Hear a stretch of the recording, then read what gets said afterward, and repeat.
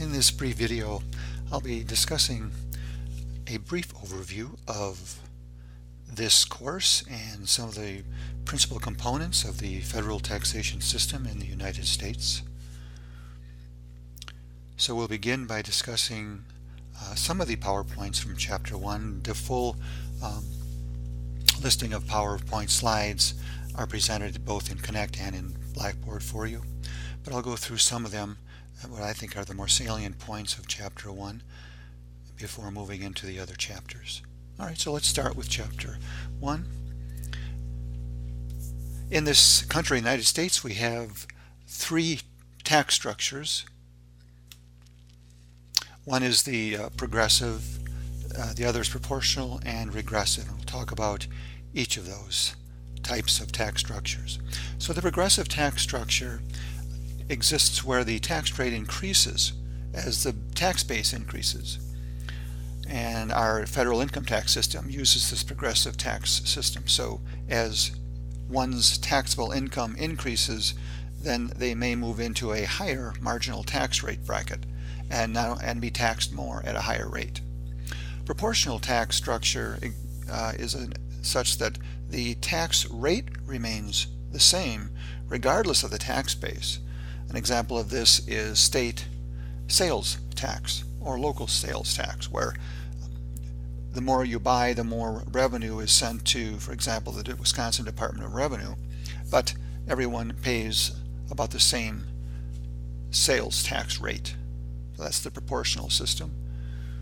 And then the regressive tax system. This tax system exists such that a taxpayer pays less as income increases, and many people find this particular tax structure to be unfair. But we have an example of this in our tax system, and that is with Social Security. And with Social Security, if one's income exceeds $127,200 for the year 2017, they stop paying Social Security tax that year. In other words, they don't have any more withheld from their wages or salaries. Two types of tax rates we'll talk about in this course are the average tax rates, which some may equate to an effective tax rate, where the total tax is divided into the taxable income and you get an average or effective tax rate. And then the marginal tax rate. This is the rate of tax that you'll pay on the next or the highest dollar of your income. So it might move you into the next increase in income, may move you into the next tax bracket, but you will not pay that marginal tax rate on all of your income. And so many people believe that the average tax rate is a little better indication of your actual tax liability.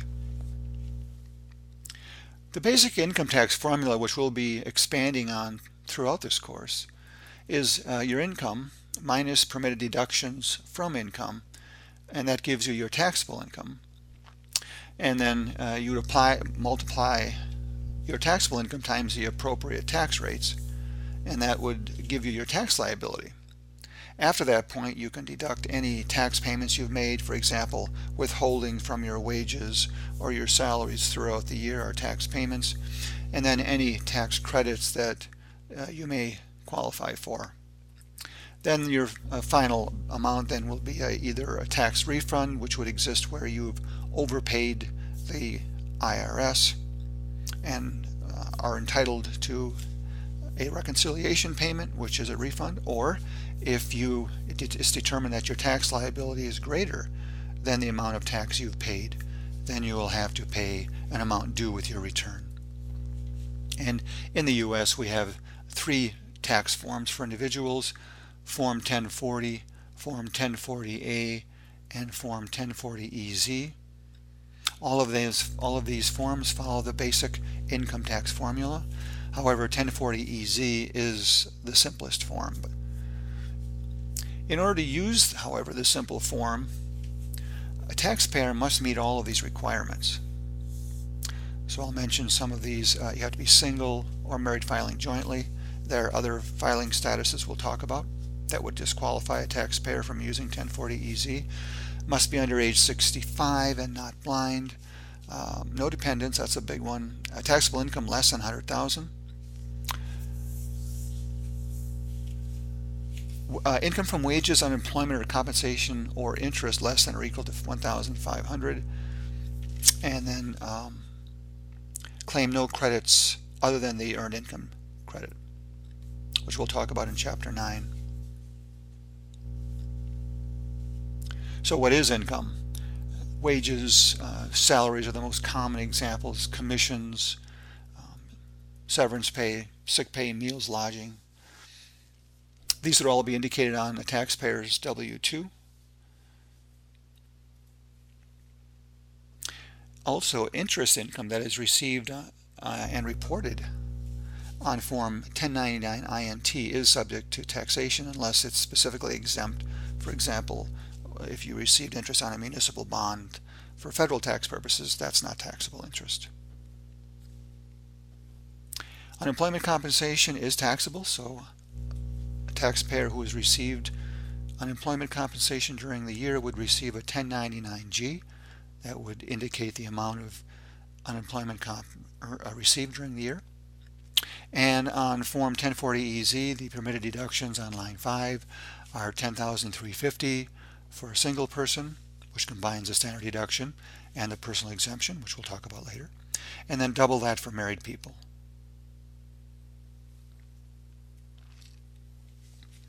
The calculation of tax. Taxable income, again, if your income is less than $100,000, use the tax tables, which is printed in Appendix D at the end of the text. Or use the tax rate schedules, which higher income people would use to calculate their tax. It's a little bit more complicated process, not complicated, but a little bit more involved than using the tax tables. While the tax rate schedules do calculate one's tax obligation or liability more precisely, either method will get you very close to the same amount. And so either method is acceptable as long as your income is less than 100,000. If it's more than 100,000, then a taxpayer must use the tax schedules. In terms of the laws and the rules governing taxes in this country, there are three kinds of primary tax authorities at the federal level. One are statutory sources, administrative sources, and judicial or case law. We will expand on all three of those, by the way. I'll go back for a minute. We'll expand on all three of those as we move forward, but we'll be using mostly administrative and statutory sources. 16th Amendment is the amendment to the Constitution that gives the federal government the right to levy taxes on its citizens. If someone is preparing taxes for another person, they must obtain a preparer tax identification number, or a PTIN. This has to be renewed annually, and only CPAs, attorneys, and enrolled agents are qualified and permitted to represent their tax clients before the IRS. We'll talk about more of these concepts as we move forward in the chapter and in this course. Please let me know if you have any questions.